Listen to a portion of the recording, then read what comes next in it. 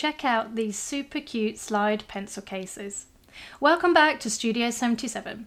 On today's tutorial I will show you how to make a bunny or cat slide DIY pencil case. The way that these pencil cases slide to hold your pens or tools standing up and easily accessible is really cool, and they are surprisingly easy to make. It's a quick make and can be altered to any animal you like. I think they would make great teacher gifts too. Stay watching to the end to find out how to win a fantastic bundle of sewing supplies, as well as the cat pencil case that we will be making today. So let's get started. In your main pouch fabric, cut 2 pieces at 18 by 24 centimeters or 7 by 9.5 inches, back with woven interfacing.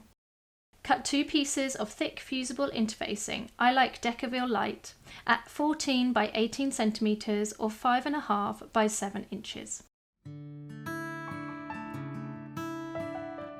Cut 2 lining pieces at 18 by 24 centimeters or 7 by 9.5 inches. Cut 1 piece which will be for the face section that is 34 by 20 centimeters or 13 3/8 by 7 7/8 inches and back with woven interfacing. For the face tabs, cut 2 at 4 by 6 centimeters or 1.5 by 2.25 inches and back with woven interfacing. Cut 1 zipper tab at 4 by 5 centimeters or 1.5 by 2 inches and backed with woven interfacing. For the cat ears, cut 4 at 5.5 by 5 centimeters or 2 1/8 by 2 inches, backed with woven interfacing again.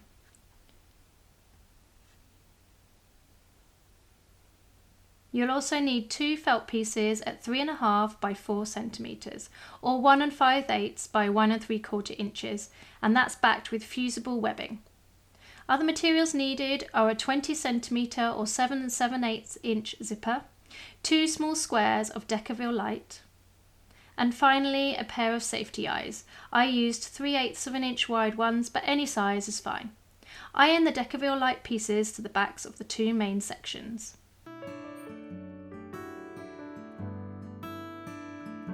Taking the main pieces, mark along the bottom 1 centimeter or 1/4 inch in from each bottom corner. Draw a line and cut from that mark up to the top corner on both sides. Using this new shape, cut the other main section and the 2 lining pieces to be the same.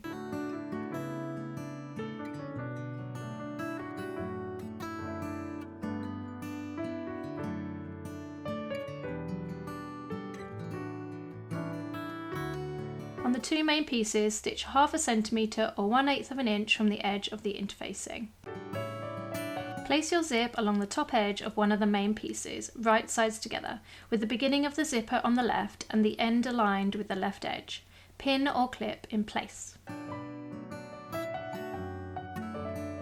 Fold back the raw left edge so that it is over the top of the zip and pointing towards the right edge. Pin or clip in place.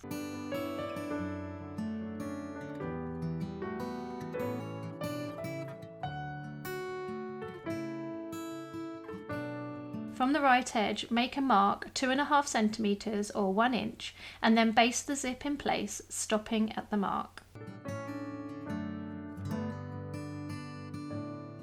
Place the lining right side down and pin in place on top of the zip, and then stitch 1/4 inch along that edge. Stop at the mark, lift the foot with the needle down and move the zip down out of the way before finishing the edge. You can see when I'm sewing this that I open the zip so that I can get close to the zipper teeth, and I am of course using a zipper foot.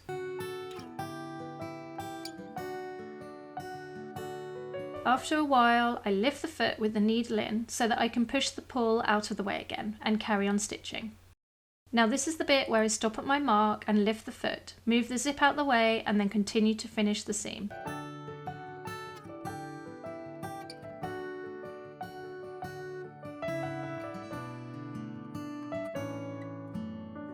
Once you've done that, open up the seam and place the wrong sides together. Take the other main piece and place on top of the zip edge, right sides together. Repeat the process like you just did. So fold over the zip end and pin in place.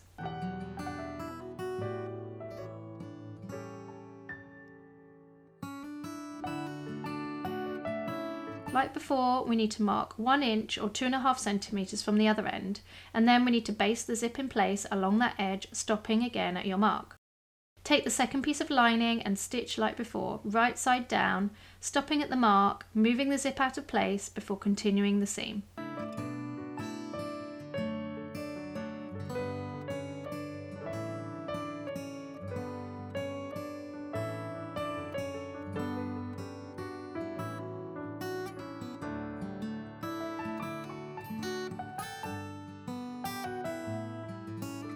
Now you should have the zip attached and a 1 inch space at the end which does not have the zip enclosed. Lift the 2 main pieces and put them right sides together and the 2 lining pieces right sides together, and clip all around the edge. On the lining side, mark a gap of around 9 to 12 centimeters or 3 to 4 inches for your turning hole.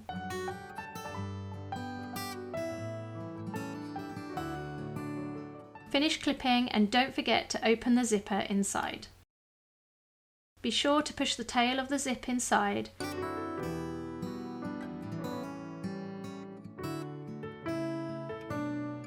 and then stitch all around, leaving the turning hole free.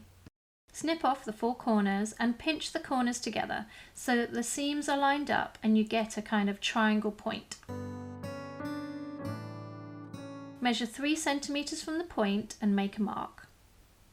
Then mark a line across which should be roughly 6 centimeters or 2¼ inches. Pin or clip in place and repeat for all 4 corners.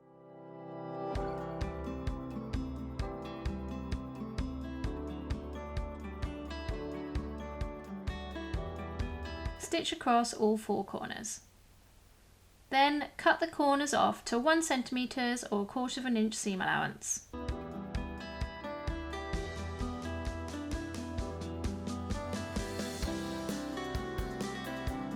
Then we're going to berth the bag, reaching through the hole to grab the outer piece and pulling it through.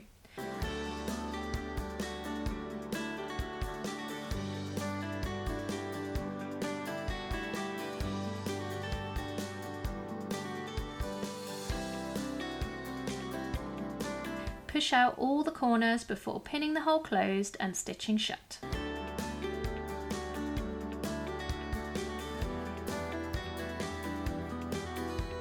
Next we need to top stitch around the zipper 1/8 inch from the edge to secure.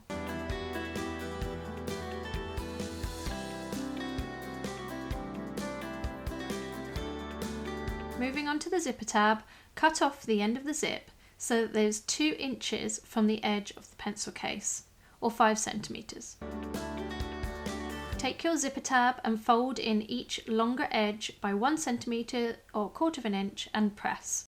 Fold the tab in half and mark where the zip sits, placing a pin each side.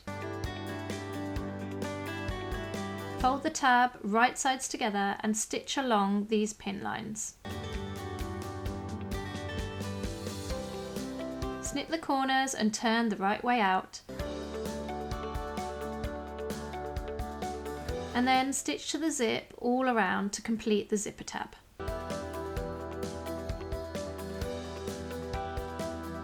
Next we will move on to the top face section. Fold and press each long edge of this piece by 1 centimeter or 1/4 inch. Place right sides together and sew along the short edges to make a tube. Press the seam open and fold the tube onto itself, wrong sides together, clipping in place. And then press the top edge. To make the face detail, find the middle and mark with the pin. Open it up and mark where you would like the eyes, nose and mouth to go. I used a friction pen for this so that I can use heat to remove it later. It's completely preference over how you place your eyes, your nose and your mouth. I used a V for the bunny and a triangle for the cat so that it looks a little bit more like the animal. Using double thread, hand embroider the nose and the mouth details. While I'm stitching that up, I would love to see what you make from this tutorial. Please don't forget to tag @Studio77 on Instagram or Facebook so that I can see what you make and I can reshare your creations. Use small scissors to make holes for the eyes and iron the small pieces of Decaville light to the back of the eye holes for strength. Put your safety eyes in.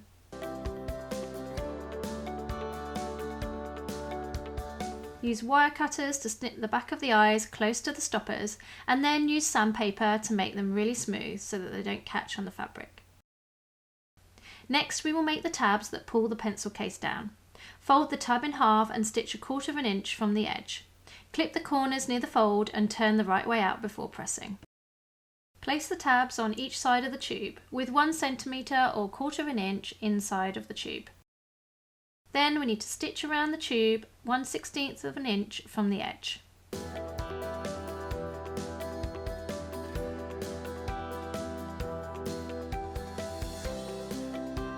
Moving on to the ears, mark the middle of one longer edge and draw a curved line down to the bottom corner.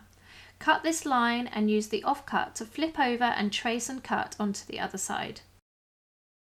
Then use this ear to cut out 3 more ears.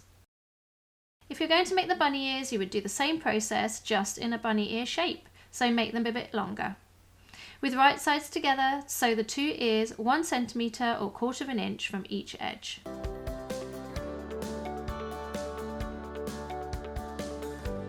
Once sewn, cut down the seam allowance to 1/8 inch or just under 1/2 centimetre and snip into the curves for turning, and then turn the right way out. Take the felt pieces you prepped with fusible webbing and draw around your ears onto the felt with a friction pen.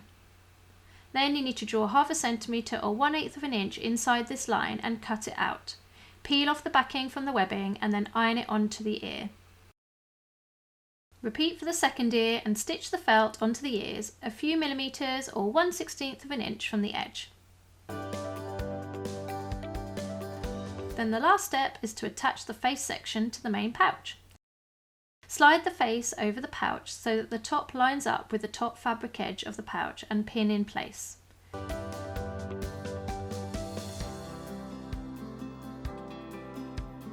Slide the ears into place and position them how you want before pinning them into place too. Stitch them all together a few millimetres or 1/16 inch from the edge. Be sure as you go that the edges line up so that you can't see the underneath layer.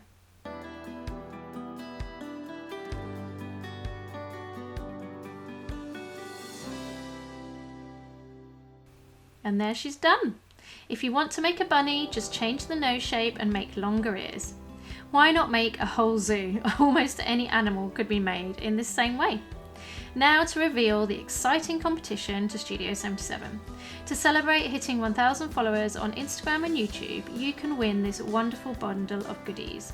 These include a load of different fabrics to inspire you and my top tools that I use every single day, as well as, of course, the cat pencil case that you just watched me make. To enter, simply head over to my Instagram to find out all the ways to win, as well as to see a little stop motion of these two in action over on my reels. The link for all of this is in the description. If you haven't yet, please hit the like on this video and subscribe so that you never miss out on a tutorial, as I can't wait to show you the creative ideas I have coming up soon. But we're not finished yet. Coming up on the screen right now are 2 tutorials that I think you're going to love. Thanks so much for watching. I'll see you on the next video.